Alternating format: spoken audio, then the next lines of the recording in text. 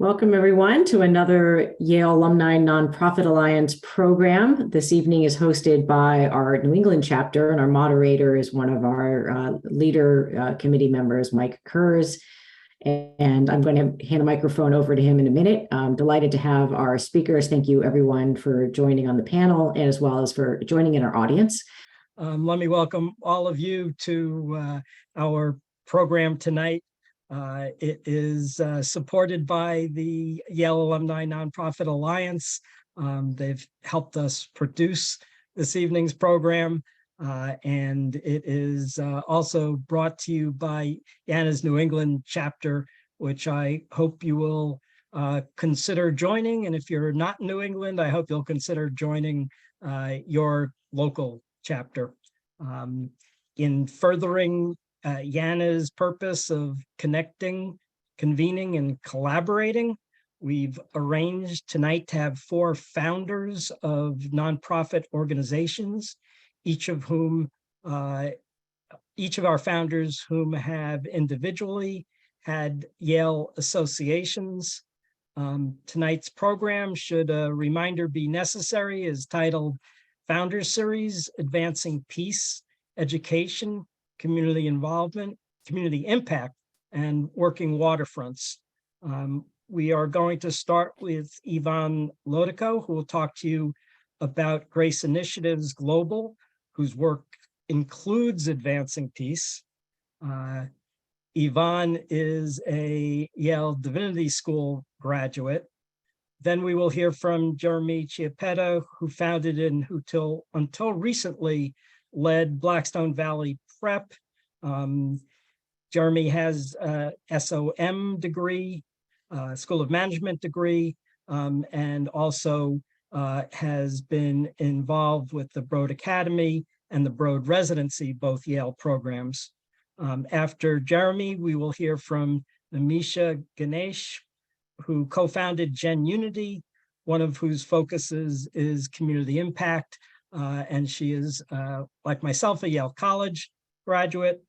And then we'll hear from Rebecca Runquist, whose founder activities have included being a founder of the Frank Knight Foundation and co-founder of Sea Meadow Marine Foundation.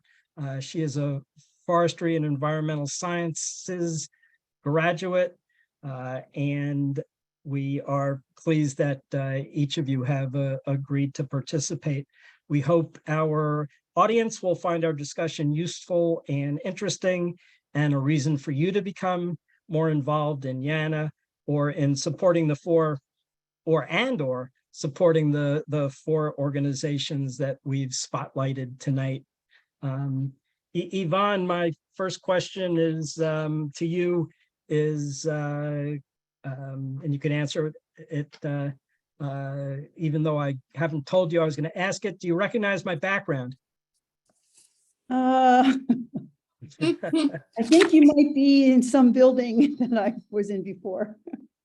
So it is the Divinity School where I did do some work using the library there, and it is a very peaceful background. Talk to us about what role Grace Initiative Global has in furthering peace and its overall purposes, which your website highlights as being governance, reconciliation, agriculture, and coexistence, which is extremely comforting to know that folks are focused on that.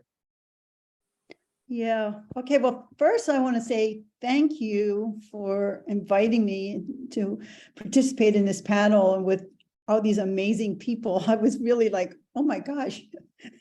So I just want to say, well, congratulations to all our panelists and working so hard in nonprofit, which is probably the hardest thing you can do. In terms of peace building, so yeah, that is our goal, but the path is, the way forward, and that would be a sort of an interdisciplinary path. So these like issues of governance, reconciliation, agriculture, and coexistence are not like done in silos, but it's kind of based on my own personal experience on being on peacekeeping missions, that all of these kind of forces have to come together. Like you need sustainability, or even if you have governance and people are hungry or don't have jobs, it's hard for peace to be sustainable. So the idea was all of these sort of parts or components of peace building. So we kind of focus on in that. And in terms of like, and also we have sort of, I wouldn't say branch out, but a part of that is focusing more on the humanitarian aspects, which also have to be dealt with. And we have focusing now a lot on refugee resettlement, but that focus is also on sustainability, on reconciliation, and of course, coexistence with, if they're being settled in the United States, the communities in which they're being settled are okay with these people in their new environments. Geographically, where does Grace Initiatives work take place presently? I'd say we started a lot more in South America, but we have probably in the last 4 years worked mostly in Iraq. And so our focus has been a lot more on Iraq in the last few years. And recently Afghanistan in the last year. What does a peace mission entail for Grace Initiatives? Well, it entails meeting with other NGOs or nonprofits in the country, developing engagement, reaching out to partners that we would know, perhaps for the UN, and developing programs, or including a lot of stakeholders. And we are not like so enormous, but even the UN has various stakeholders. So you have civil society, UN, maybe private sector, or religious leaders based, and sort of these different groups we would reach out to for our programs. When you go to do a peace mission, what are your expectations about what you can accomplish? Well, before you go, you are in communication a lot with people, and usually there's a project you already have in mind, and you may have already received the funding for that project, or so you have some positive notion that it may go forward. So usually that's how we would begin going to a country. Usually you would not go there without having already developed the contacts, already have a project in mind, and started the fundraising for that project. I once heard the founder of Craigslist talk about their operation really consisting of 6 people at the time he spoke. Tell us about the people who make up Grace Initiatives. Yeah, okay. I think I would start. Well, we have a large group of people who have agreed to work with us based on which project we are working on. But then there is a smaller group that I'm always in communication with. Like they were the people who I would say, what do you think about this? Do you want to help me with that? And who's like my soundboard, and who I talk to, several times a week or maybe every day. So that group is pretty small. I would say it's maybe 4 to 6 people. But then if we say, well, I'm going to go to Iraq, then we would expand out who was going to help us with Iraq and so forth. What led you to become the founder of Grace Initiatives? I would say that primarily my UN experience, because it's almost like an extension of that. primarily, I served on 4 missions, and each of these missions, we developed a program. And then the last mission, which was in Timor-Leste, we developed a program after 2 of the missions had failed.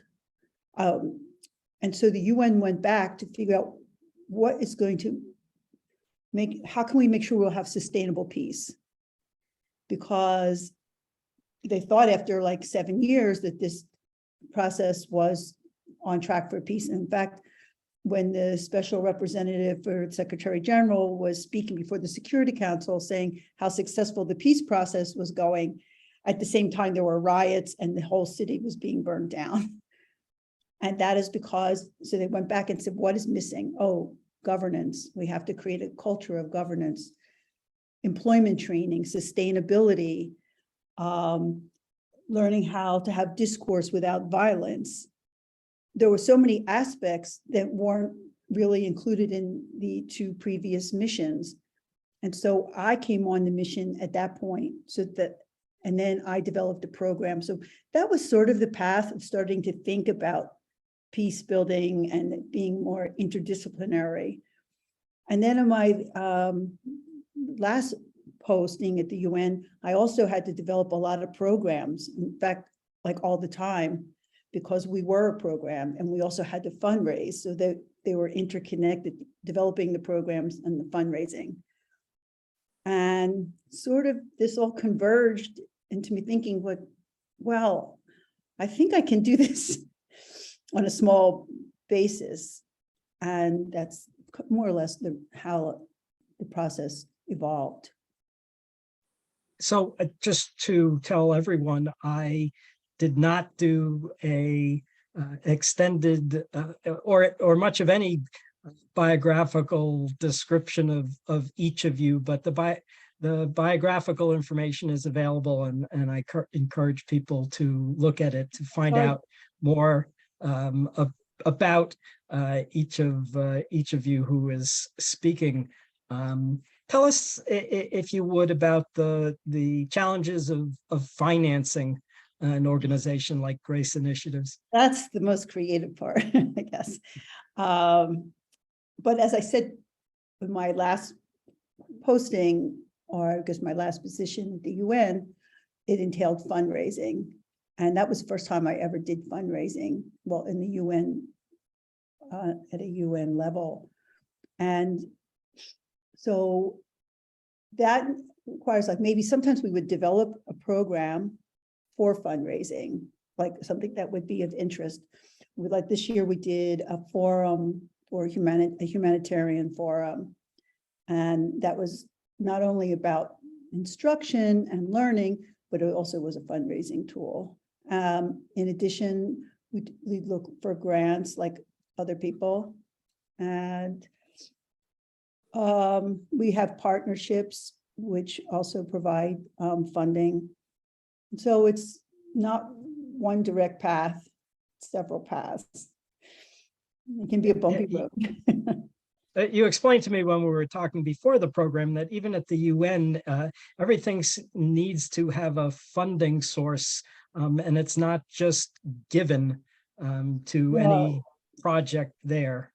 I would lose sleep at night thinking about funding because, you know, every office pays rent to the UN. And your computer, your UN.org, you pay for that. The memory on your computer, but not just yours, your staff. So it's like there's funds available to different offices, but then again, everyone pays the UN management system. And so there was a big burden for fundraising. And that was one of the aspects. Of course, I thought, well, maybe I could start a nonprofit because I felt like I wasn't a nonprofit, just a member state nonprofit. You've spoke to me about missions in a couple of different ways when we spoke the other day.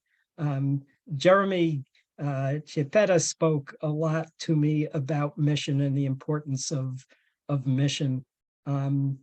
how do you describe the Grace Initiative's mission as an organization to people?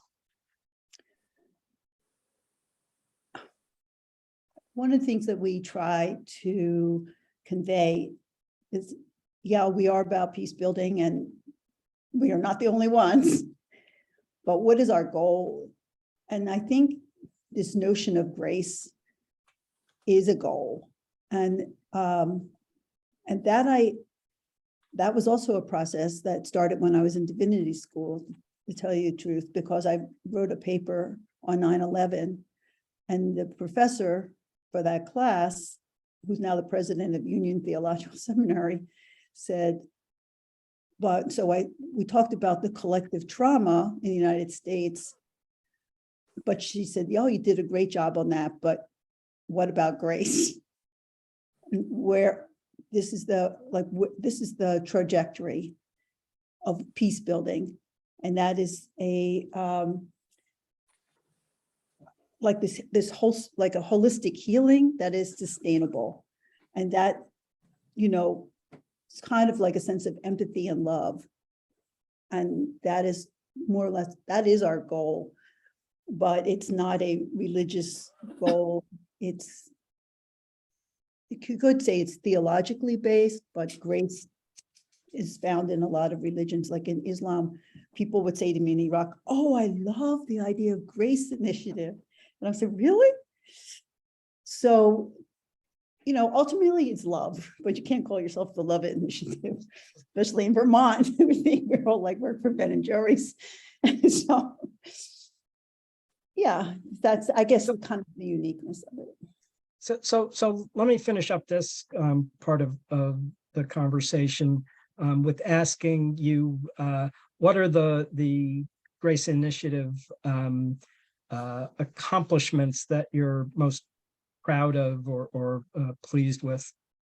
I would say our first project, which was a retreat for the group of 77, which is the largest member organization in the UN, like 134 countries.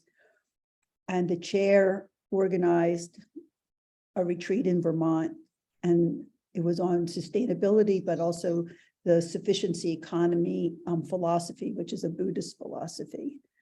And that was a really big endeavor. We did receive funding, and it was the first time in Vermont 46 diplomats and 12 ambassadors ever was in the state, probably even, I don't know, especially at once. And it was really an amazing event. And so that was our first project. And I think from that, other successful projects were the Women's Training Center in Basra, which was also about healing, but also vocational training. And we looked at also agriculture, dairy, medicinal plants. And I think some of our other projects, I guess, would have been also in Iraq, when we developed a program for other NGOs to work together.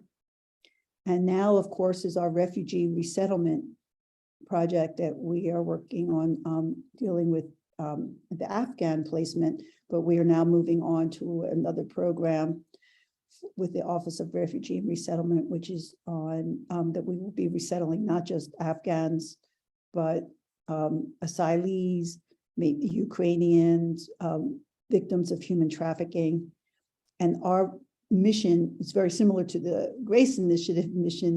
It's about self-sufficiency, sustainability, and also wellness, mental wellness, as part of their goal. And so we have a very focused mission in terms of our refugee resettlement. Thank you. Nimisha Ganesh, you have you're on mute. I'll give you a moment to unmute.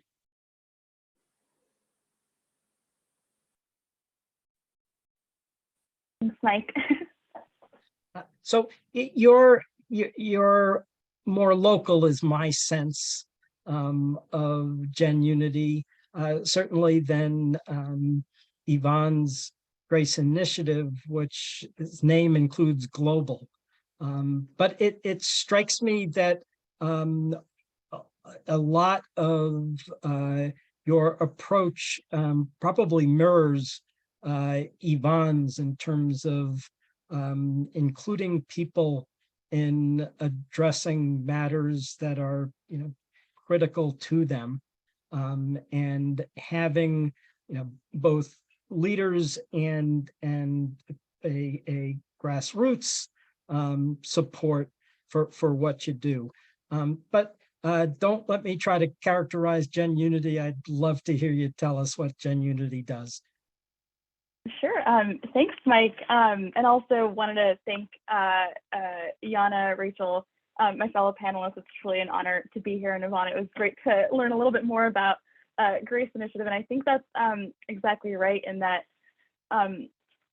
what led me to start GenUnity was very much realizing that so much of how we approach systems change tends to be very top down about getting the right leaders in place, whether that's electing or appointing.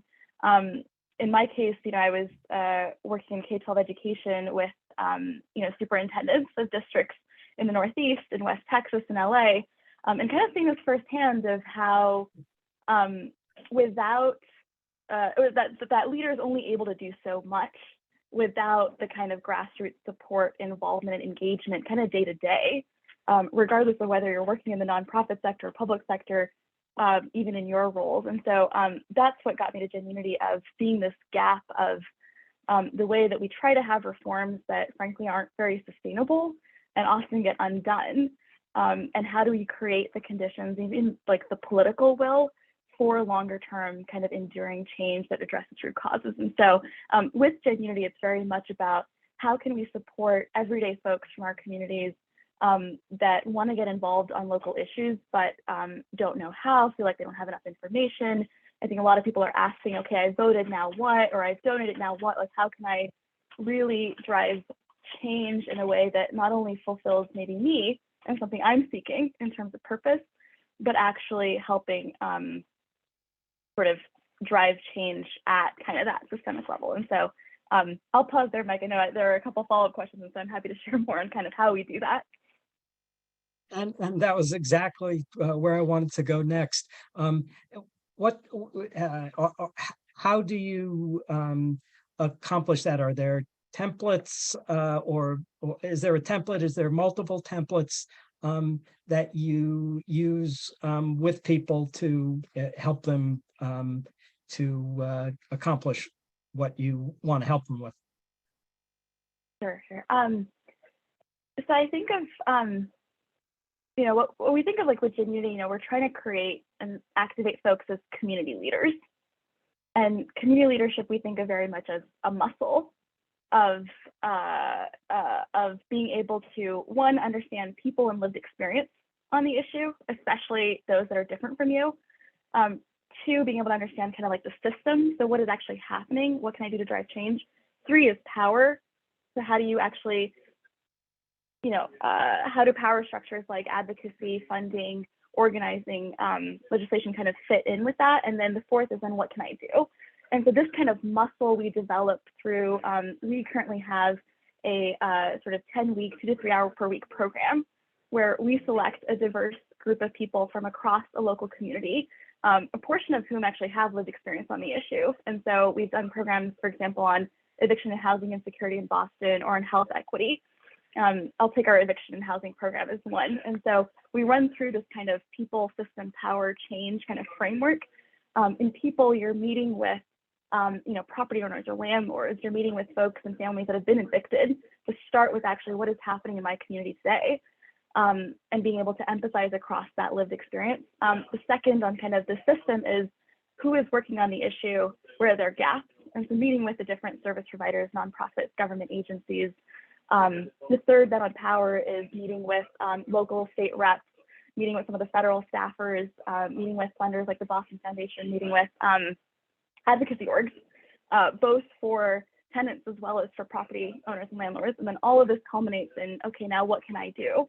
And that's where, folks leave our programs with an action plan for how they want to continue to get involved, and then kind of graduate into this lifetime community.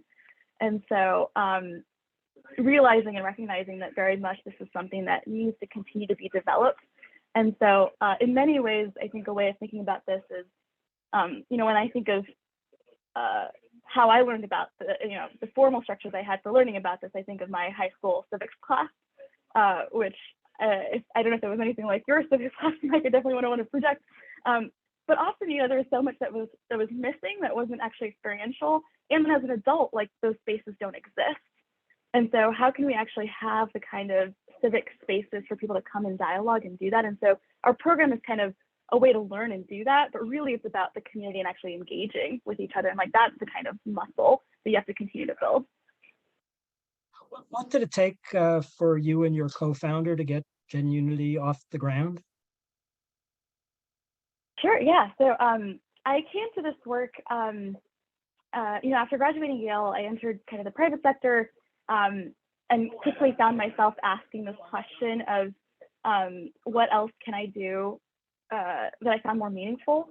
I ended up kind of taking a leap to work in K-12 education. My co-founder had a similar journey, where he also, I think he started off in consulting, found himself a little disillusioned with, being candid about the work that he was doing, but thinking about, and he, did a stint in the mayor's office. And I think both of us kind of came to this, didn't realize GenUnity would be the intersection of our journeys, but met sort of at the beginning of graduate school. We launched GenUnity actually during the pandemic. And so I think something that was, and, sort of following the murder of George Floyd, Brown Taylor, like so many others, and all, the BLM activism in 2020, I think for us, what became quickly apparent was this work is urgent.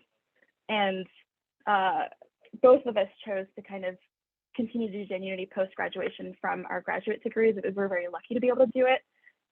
But to actually get it off the ground, I think being in a space where we had, Yvonne talked a little bit about the funding barriers. And I think for us, being in the ecosystem that we were was incredibly helpful, and incredibly, we're so lucky to have access to like the small grants.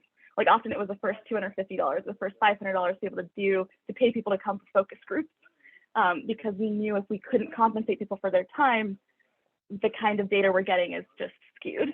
And so a lot of this started out at that level. We graduated without paying ourselves a salary, and we were able to do that. And then over time, kind of those small dollars become big dollars. But it's been a long journey. How does GenUnity help people stay positive in the face of apathy? I know you've talked about starting it in the midst of, or the height of recent pandemic, not yet over. And you also talked about a time where everyone was very attentive, seemingly, to the racism and other matters, which a lot of attention seems to have gone elsewhere. So what do you do to make people feel that their commitment on an ongoing basis is worthwhile, even if it doesn't seem like anybody's listening? Yeah, it's a great question, Mike. And I'd be curious, actually, for my fellow panelists, responses to this too, because I do think, the burnout is very real. I think the compassion fatigue is very real. And I think something I've realized or been on a journey of is the act of doing the work is something that should give joy. And I think that like the everyday sort of needs, and I've been, there's a book actually by Parker Palmer, not that I think all the answers are in books, but one about kind of listening, I think it's like listening for like the voice of vocation.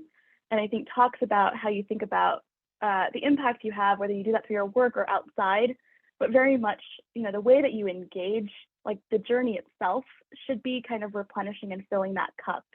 And I think that's something that I think about a lot. I think there's a lot of toxicity generally, and maybe even performing or like a pressure to perform in a certain way. I think there are lots of structures that can also create that, for example, around fundraising and the Yale, a lot of that. And so that's something I've been thinking about deeply, is how can I, as an individual, continue to reflect and really transform myself.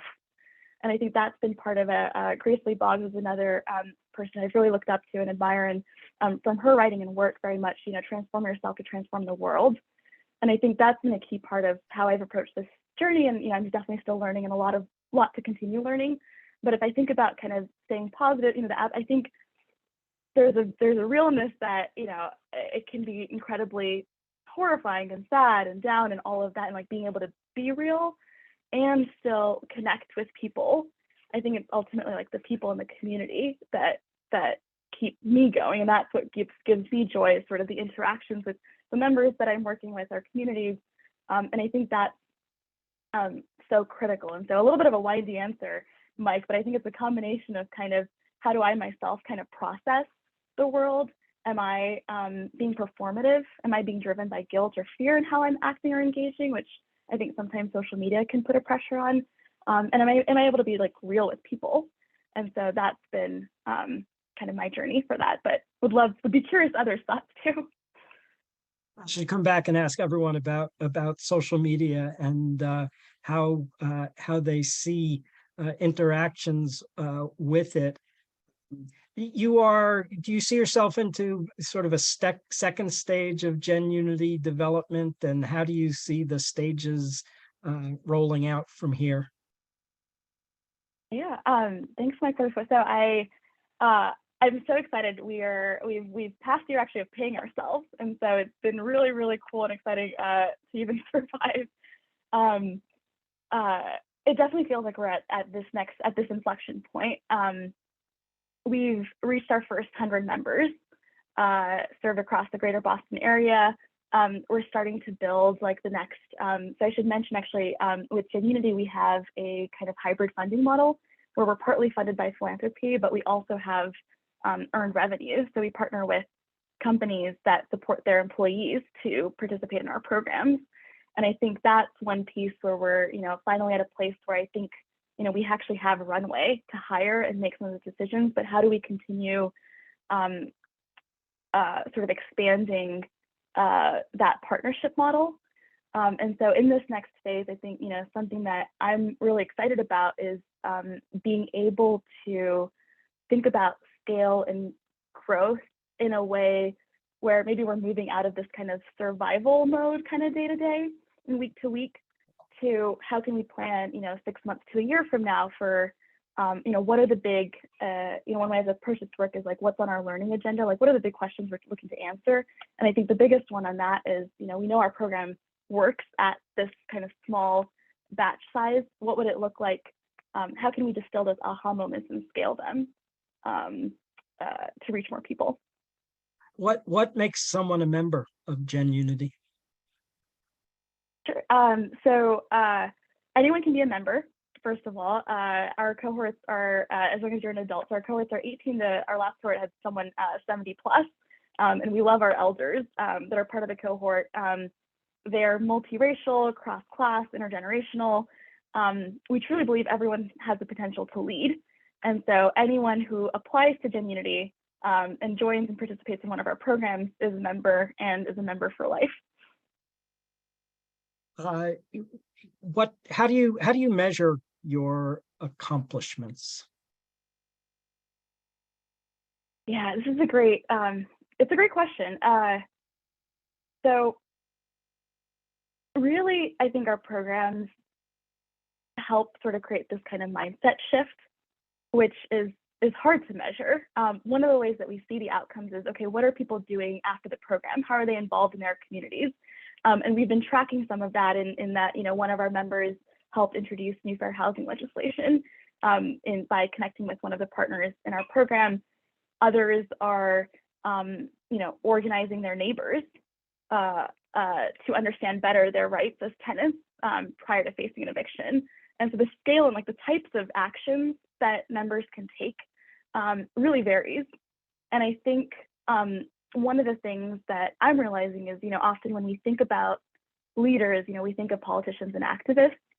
And I think really in our program or even our model, it's validating that, the everyday small actions, like showing up as a neighbor, organizing a housing fair, organizing a community conversation, organizing a panel at work about, hey, like, I don't think, one of our members was, I realized through the program, and he's a VP at a bank, our residential, kind of lending practices, we don't have applications in multiple languages.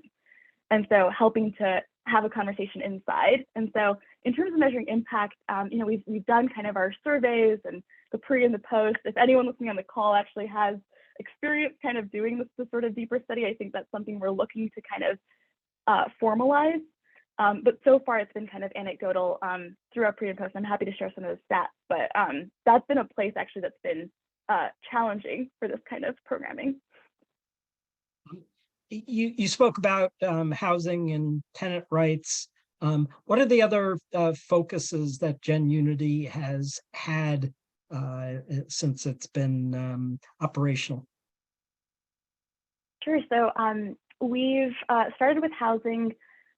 We've this past spring did our first program in a new issue area, which was health equity. And in the future, we're looking at, we're kind of looking at sort of a portfolio approach where we're continuing the housing program and layering on new issues. And so you could imagine kind of in a city like Boston having 20 issue areas.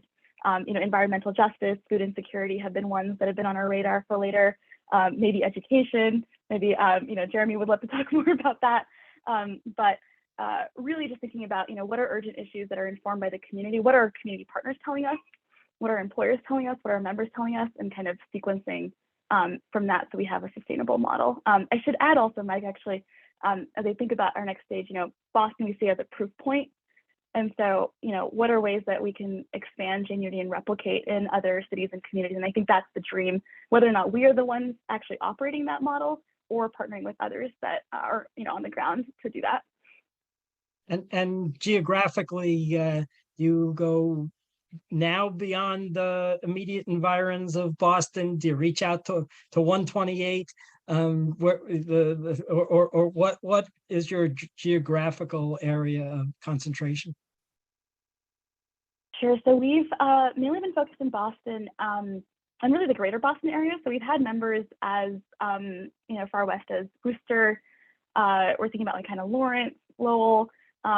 Thinking about, is there a state-based play potentially actually in how we expand, and is there power in having GenUnity in multiple communities at that state level? We're also thinking, is there potential for a, kind of virtual national cohort? I should also mention, like, most of our program actually has been virtual because we launched in the pandemic in the fall of 2020. And so one thing that we're exploring is what does a hybrid in-person model look like as well. So I had said before that one of the things I was interested in asking each of you, and I didn't ask Yvonne, but when somebody says to you, I'm thinking about starting a 501c3 nonprofit, what's your response, or what's the response people should expect from you? I will say, as you asked that question, Mike, my chest tightens a little bit because it was it was quite a journey for us. Happy to help, or if anyone is thinking about that, happy to help. We had many folks that helped us in our journey. I think the big thing to think about is, are there folks to partner with in this work? And I think often there can be redundancy or there can be share. And so that's where I would sort of start is who might be doing something similar, who else is you can also find a fiscal sponsor for a lot of things. And so we were fiscally sponsored. So this is somebody that basically, we don't need our independent 501c3 status, but for a small fee, a percentage, they'll kind of provide that sponsorship. I will say it's good to have your own to not have that fee. But it's definitely, I think it took us about a year and a half, and to have legal and lawyers. And so that's kind of on the infrastructure side. On the mission side, I think it's amazing to have that. I think we need more people that are excited and committed and driven to be involved in the work. How you do that, whether that's through the 501c3 or not, I think is kind of almost a secondary question and more of a just figuring out maybe the infrastructure and the structure for that. And often I wonder, at least, I do think it's easier potentially to start off by partnering and by not going kind of first to file, if that makes sense.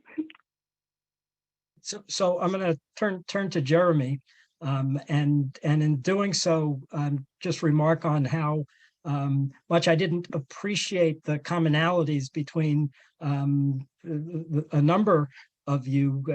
You mentioned consulting, you mentioned interacting with superintendents, the background in focusing on education. It's a perfect segue to speaking to Jeremy, a founder of the Blackstone Valley Prep Mayoral Academy. Jeremy, let me ask you how that name came to attach to your school. Yeah, so Blackstone Valley Prep, we are in northern Rhode Island. We service the Blackstone Valley, which is truly the hub of America's Industrial Revolution. So textile factories were born here in Pawtucket, Rhode Island, and that Blackstone Valley is our namesake. And we are a mayoral academy because our founding board chair and one of our, one of the true inspirer of the work was the mayor of Cumberland. He then went on to become lieutenant governor, is currently just elected to his first, true term as governor of Rhode Island, Dan McKee. So Dan had this idea that, he had this experience that the public school system that was serving his suburban community and the public school system serving urban communities in the Blackstone Valley and frankly around our state and country were dramatically underserving children and families.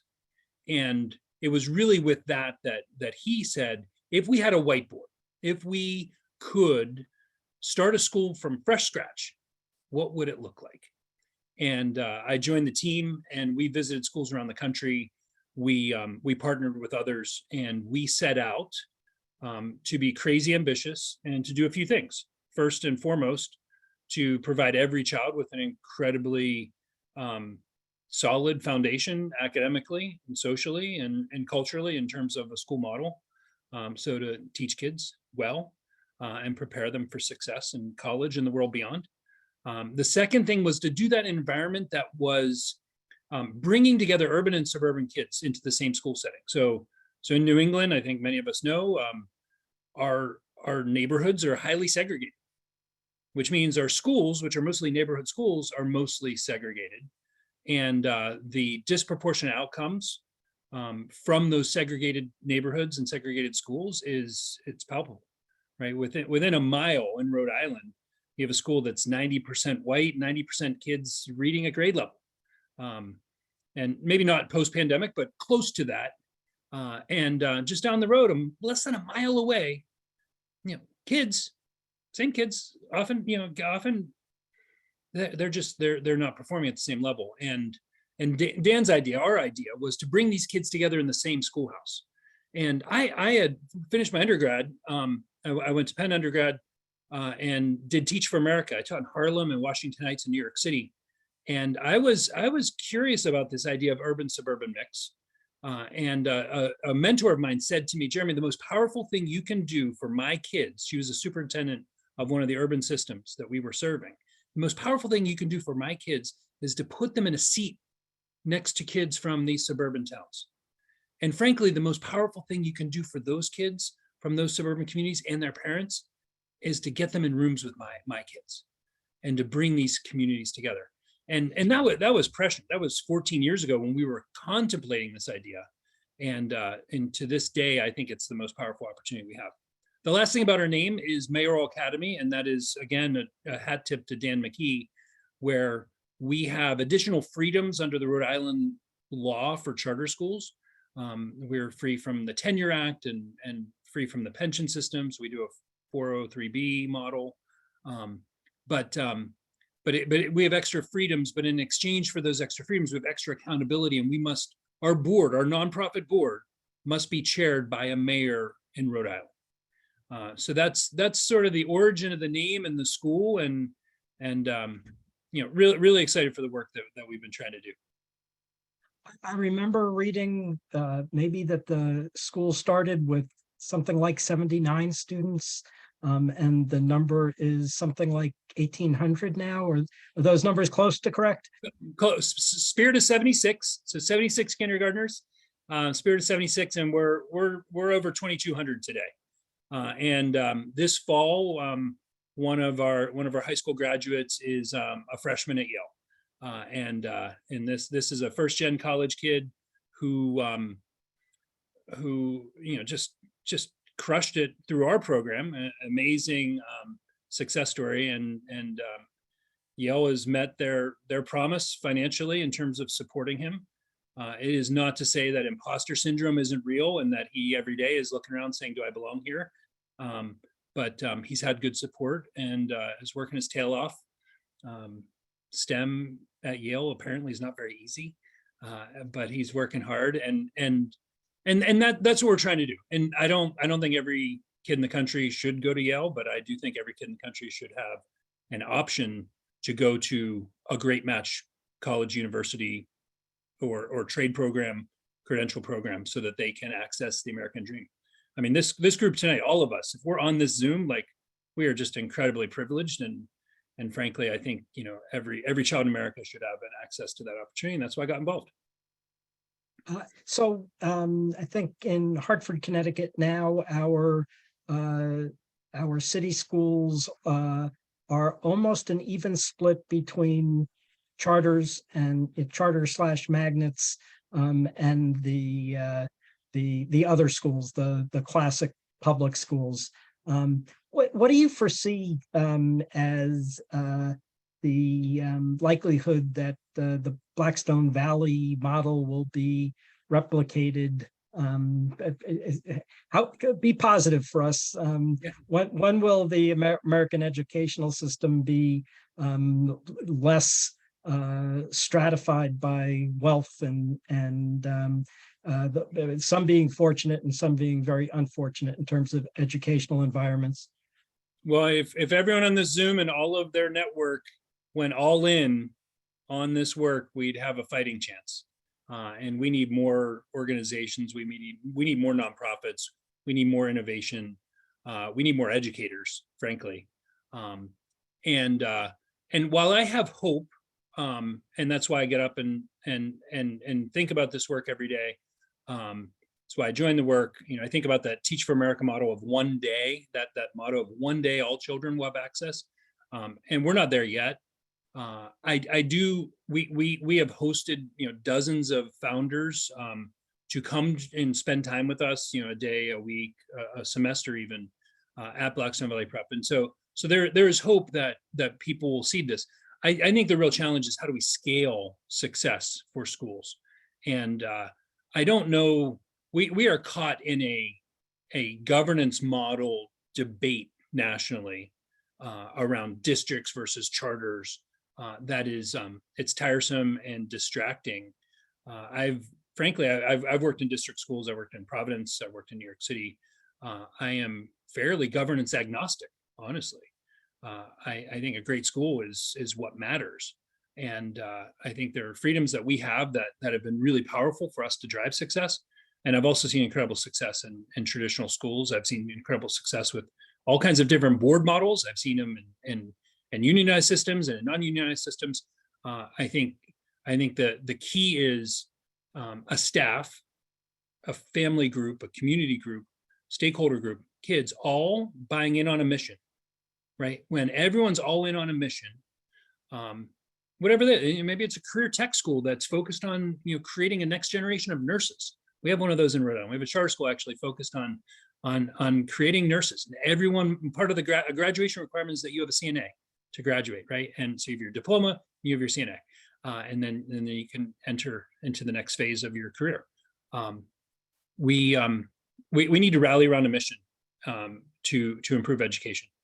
I want for every kid what I have for my own kids, right? My own kids go to Blackstone Valley Prep, and my wife and I have made that choice. And we tried to build a school that was good enough for all kids, and we knew that because it was good enough for our own kids. So Nimisha talked some about revenue and funding and philanthropy versus a revenue stream for the programs they provide.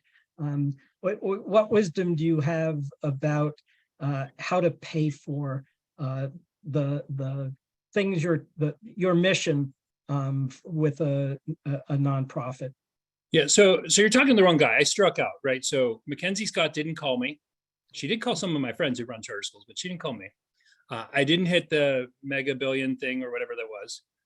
And I think I bought a ticket for one of the times, and I didn't get T-Swift tickets. So my daughter's very sad. So I'm 0 for 3 on the philanthropy front this week, I guess.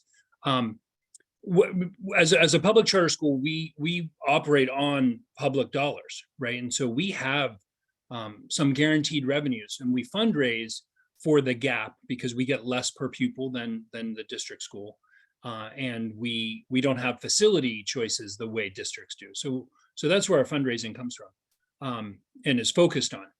And we also, like every school in the world, right? You fundraise for the quote unquote bake sale to provide gift baskets at the holidays, the social worker fund, the art show, art supplies, the trip, that type of thing. And I would say connecting to the mission in the ask, making sure there's a super compelling mission for you. It not only it motivates staff to join and to stay, it motivates kids and families to join and stay. It motivates people to want to join the board. It also motivates people to invest their philanthropic dollars, right? When they hear about a mission and they're excited about it, and that could be, hey, you're bringing urban suburban together. That's pretty interesting. That's different. I want to invest in that. Or wow, look at your college list. I want to help pay for books because we know there's a gap. Even for all the kids, there's always some gap. And so we want to do a book scholarship, right? But tie it into the mission, and make the ask, and be ready to make the sacrifices yourself, especially in early days, right? Early days of Blackstone Valley Prep, I had a mayor as a board chair. I had an approval from the state of Rhode Island to open the school, yet I didn't have any revenue flowing yet, right? And so without my wife's knowledge, I put 30 grand secured on the credit card to get the furniture for the school, right? And that was crazy, right? We got paid back and sort of never, she hears the story now, but she didn't know it at the time, thank God. But you have to be willing to do that, or to not take a salary, right? To not, and those are the risks that you take when the mission is that compelling. What's going to be the hardest thing for Blackstone, the hardest success for Blackstone Valley to continue to replicate going forward?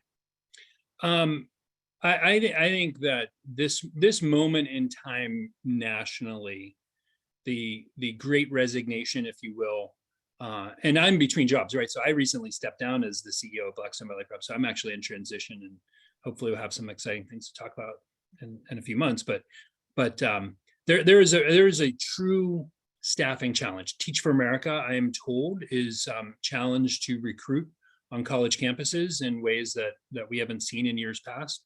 And frankly, the national culture wars around schools that you might hear about, around issues around race, issues around gender, and gender identity and gender differences that are super polarizing, and people just at each other in really toxic ways, have made a really challenging profession even less attractive. And so I think for this work to be scaled successfully and just repeated, right? Forget replication.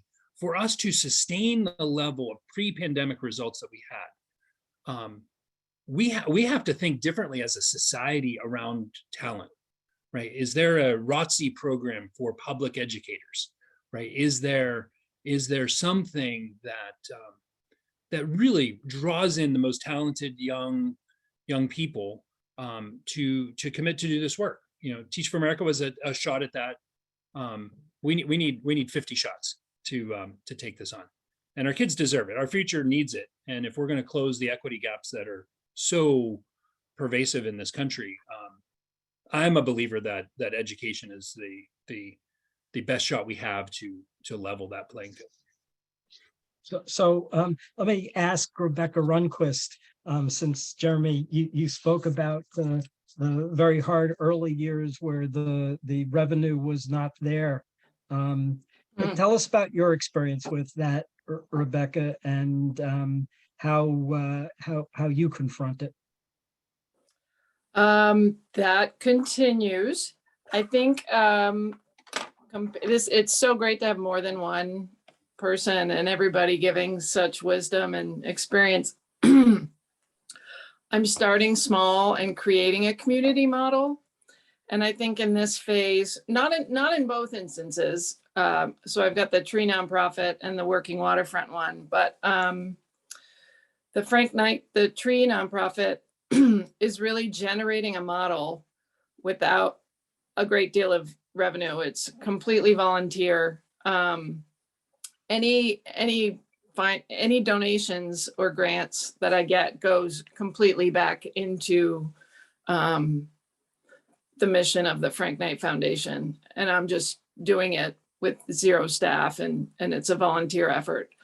Once I have a slate of accomplishments and a model, I would then have it grow and get grants and make it more of a statewide outreach. But for now, it is not a big revenue generator.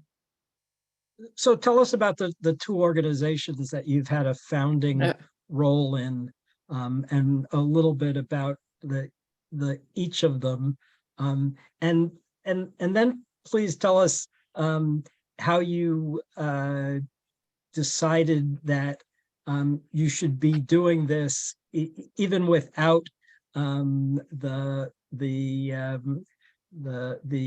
angel investor philanthropist there to see you through the beginning, and even less than that. The Frank Knight Foundation, which is a tree nonprofit, really it gets back to this notion of community we all keep talking about, and it coming out of, well, a little pre-COVID, with just these civic spaces being so full of an inability to converse. I just thought, okay, we can talk about a tree. Going to local planning board meetings, going to town council meetings, and finding such an inability to have conversations about what our community needs. I thought, all right, I'm just going to create my own space. And I literally in COVID started posting trees information, but the trees were talking. They were like, hi, I'm an oak. And, very, very integrated into our community. Even if there's a building, what history happened around it, so that people would create a relationship with the trees around them. And then in states in New England, by statute, most states are required to have, communities are required to have a tree warden, someone taking care of community trees. Often that's relegated to public works. And in our town, they just didn't have one. So I was doing the work to get a tree warden hired, and we got a tree committee formed and publicly funded. So now it's a literal part of the municipal governmental system. So now that these models are getting generated, and during that time, an oyster farmer came to me and said, oh my gosh, the last working waterfront in town is for sale. And they had this overlap, not just ecologically, that, you can't keep the ocean and water clean without trees and a good canopy. Real estate development was really a common thread, and rapid real estate development. So we were trying to find angel investors for about 3 years. We kept trying to find a way to acquire the working waterfront in COVID. And we ended up being able to get a USDA grant, which could give us a mortgage to purchase it. But we had to be a nonprofit.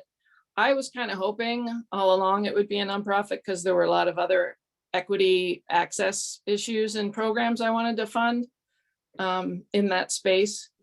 So I have this tree model building and this working waterfront model building in the community to then offer up and say, see, this is what can happen. So we don't have this economic homogeneity in these coastal communities, and we maintain our diversity of what people are doing for jobs, and create more diversity in spaces like working waterfronts. In terms of when we talk about access and waterfront access, it's not just the physical access we're protecting, but equitable access of who can be a sea farmer, who can be, someone who works in those spaces.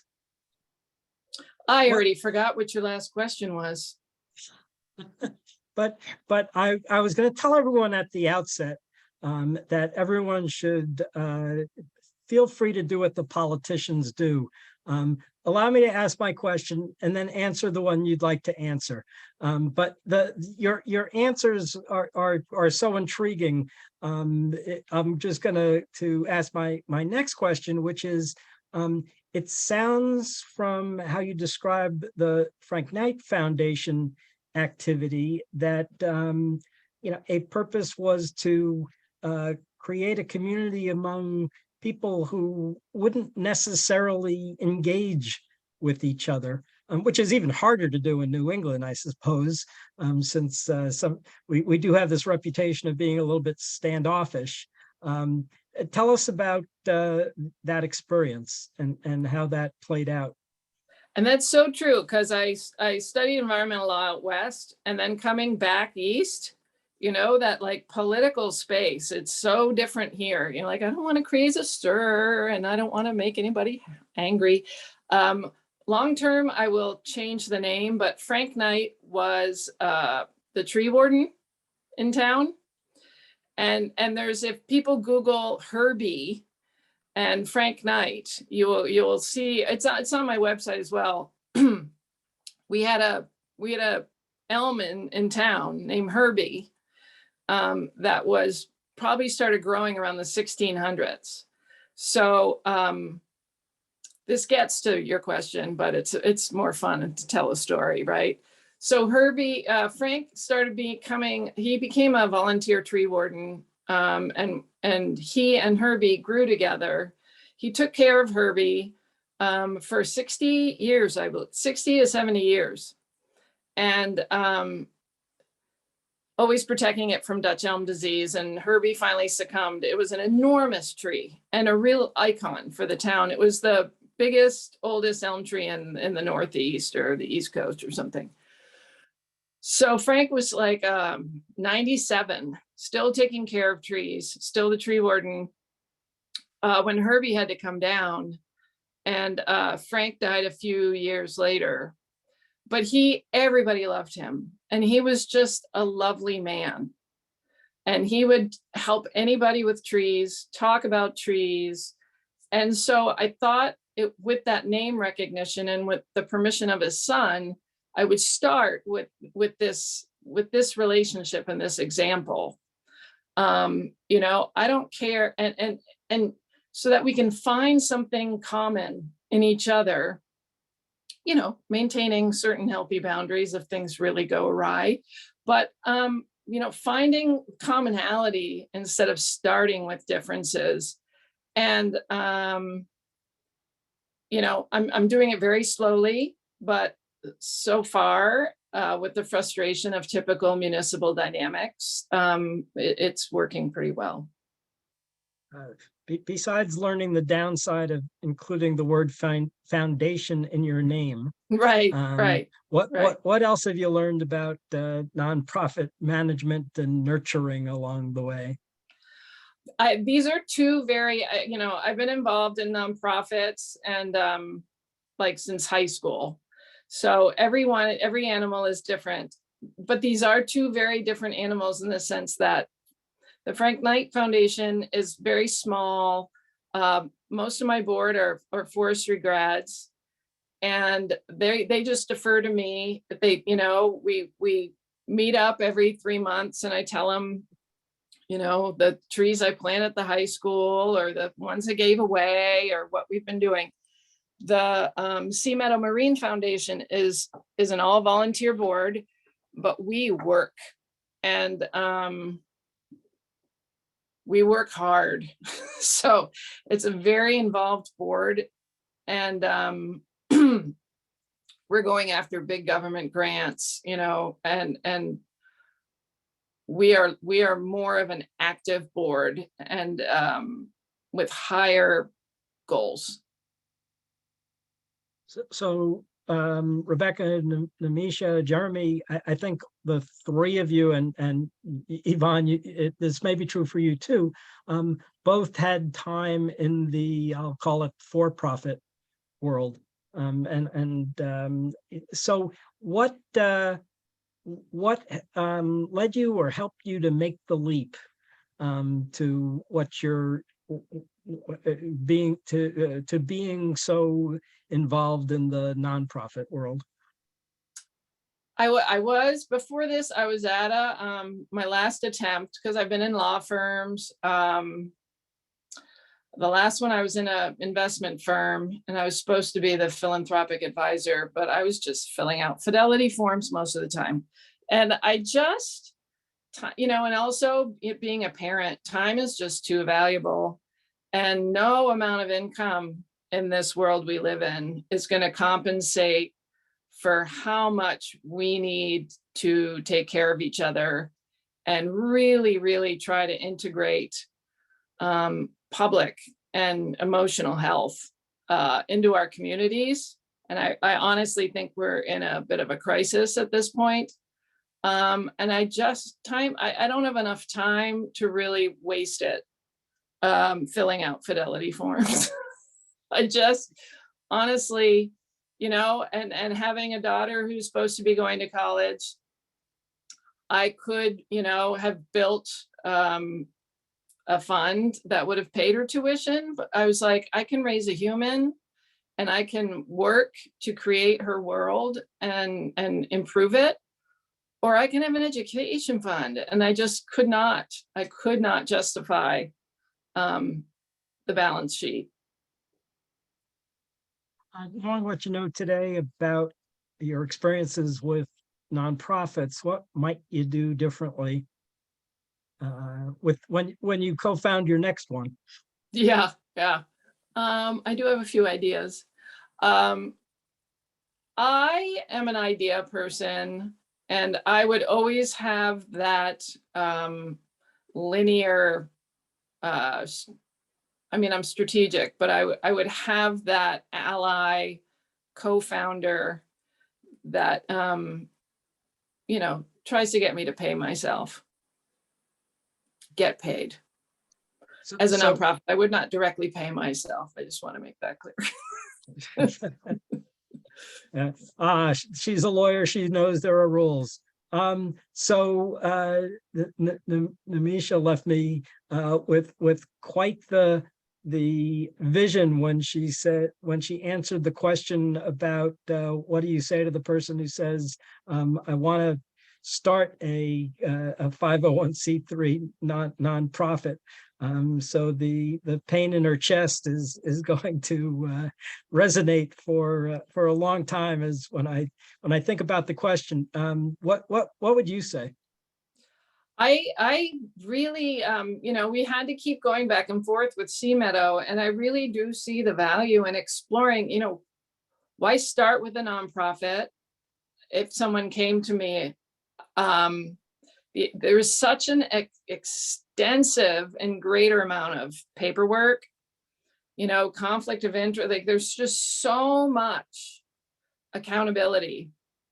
Why not start with a for-profit, depending on what it is you're trying to accomplish, be it education, or there's so much you can do in that for-profit space with a little more freedom and less regulatory paperwork and grant writing, and you can still get donate. And then if you decide, move into the nonprofit arena.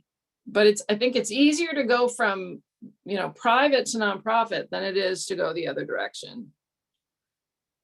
So let me ask each of you to feel free to either add something that you didn't say in response to my questions, or to pose one yourself. Any takers to that offer, including you, Rebecca? Feel free. And I'll also ask, because I think Rachel is still there, if there are any questions from our audience. Having seen it, I would encourage Jeremy, go, please. I'd love to hear the other panelists. I would just offer to reach out, right? So during this session, I've heard from, I think, 3 people reaching out saying, hey, let's connect, let's do a virtual coffee or whatever. None of you offered me Taylor Swift tickets yet, but I'm putting that out there. I'm available to receive them. But in all seriousness, like, use the network, right? Like, use LinkedIn, reach out, and people, especially people doing mission work, frankly, are usually so excited to share, to, trade war stories, lessons learned. If I could do it over again, here are things I would not do type of conversations. And that's what this organization is about. That's what Yana is about. That's what, that's why you go to a place like Yale, so that you can have that network. Use it, reach out, call. Sorry.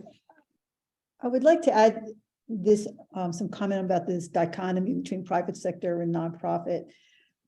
Granted, nonprofit, you do have a lot of paperwork, but it's almost, you have to be very entrepreneurial to make it in the nonprofit world. It is not like you're sitting at a government desk and just doing paper and all of a sudden you're getting grant. You have to really be thinking like out of the box. Like, how are we going to do this? Or how can we accomplish our mission? And you have to fundraise. And it is very difficult and can make your chest cringe or tighten up. But at the same time, it's very exhilarating, especially when you're working with other people. So I think that anything, it's hard to say just it's one thing, but if you're not ready to think about how to make ends meet and to pay all your costs and to have a profit so that you can hire more people and expand your mission, then you definitely have to be prepared to think a little entrepreneurial in the nonprofit world. That's what I think. And let me echo Jeremy's comment. The reason that the notion of Yana caught my attention is I immediately recognize the usefulness of an organization that has what's the number, Rachel? Is it 8,000 plus? Almost 8,000 people and organizations worldwide. And that type of ready network, which Rachel is very good at connecting people to, if you identify what type of need you have. It's just such an absolute fortune to have for you. And between the Yana connection and I have found, though I never quite felt like an old blue when I was there, that the old blue network expanded to include all manner of people who for a long time were never admitted to the university. That network is usually very helpful when you make the connection there with people, whether it be in for-profit or non-profit world. I've found that if I ask a semi-intelligent question, I get a warm response back. So I encourage people to be a part of YANA, follow YANA, and become more involved if it's of interest and potential usefulness. And would like to thank each of you for participating tonight. In the same way I essentially cold called you or cold emailed you, and each of you very quickly offered to participate, and we're lucky that you did. So thank you. Thank you. Thank you. Yeah, you were all very terrific, and I'm so happy to have you all in the network. And for those in the audience, please get involved. We've got chapters all over the world, and again, as Michael said, I've got a huge Rolodex, which I love. So you email me, and if I don't know the answer, but I'm sure within 1 or 2 connections, we can find somebody to help you or put you in touch with someone who does your kind of work or can give you advice or whatever it may be. So please use us. And if you love YANA and want to help us keep going with this kind of work that we provide for free, I believe really, and we're not open only to Yaleys, so you can tell your friends and colleagues. Anybody can join our email list and join our chapters and get involved. We're open to everyone. So we're really here. Our mission is really to kind of help the world and use the power of our particular network to grow that and strengthen everything and support the work that people like you guys do. So thank you for doing the work you do. Great. Thank you so much. Be safe, everyone, and as committed as our panelists tonight. Oh, wait a minute. I saw one question. Do you guys have 2 seconds? Just came in. All right. Is there a recognizable point when a few people working together to have an impact should transition to a nonprofit, or I might even say should form a legal entity? Yeah. If anybody wants to take a stab at that. I have my own opinions, and I've gotten advice from other lawyers who are in the space. So go ahead. Nimisha, you want to? I'm happy. Oh, yeah, I'm happy to quickly jump in. We did incorporate, I think somebody had said, maybe Rebecca, to start actually so we incorporated actually as an LLC initially, and then transitioned to a 501c3. And I think that main point is on receiving funding. So once you're taking in kind of the funding and the grant, like you want that to run through a sort of business entity versus like your personal bank account. And so that, for us, I think was that inflection point. And a basic consideration of forming an LLC or a corporation, not profit or for profit, is usually the liability of individuals, which never really goes away, but there's some liability protection under state laws of each state, which I have to defer to attorneys who are practicing and licensed in those states. But that's a big factor in people moving from a number of people working together on something and deciding to formalize an organization. We've got some great people in the network, Justin Zaremby and others who specialize in this. So there's also a lot of really good information out there to kind of help walk you through, should you become an entity or not? Should you file for 501c3? Should you look at fiscal sponsorship, things like that? So just start asking. If you're asking this question yourself, ask around. And I'm sure anybody on this panel, or we could get you to somebody who could kind of help walk you through that. Thank you for sharing your quote. I just popped in the chat. There was something, I think something Jeremy had even said, like, we just need so many more people to have a fighting chance, even Rebecca, and Yvonne. And so wanted to offer a shameless plug. I've actually been working with a leadership coach, and so if you'll pardon the shameless plug, but there's she wrote a little bit about this concept of callings, and there's some quotes at the bottom that for me I kind of come to keep going. And for what makes this work I could not do. It's work that we feel compelled to do.